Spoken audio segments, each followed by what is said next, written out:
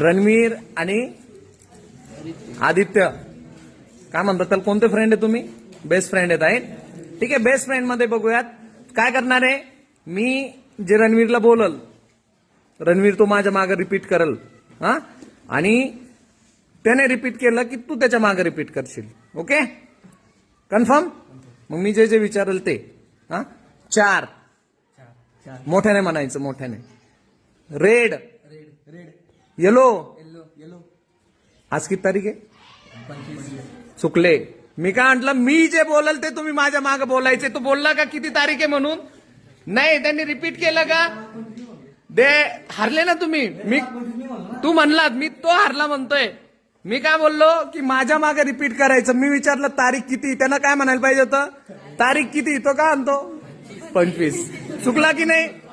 याला presence of mind ठेवणे म्हणतात. आपण सवयीचे गुलाम असतो, तर या सवयीला आपण बळी पडतो आणि आपली उत्तरं चुकतात.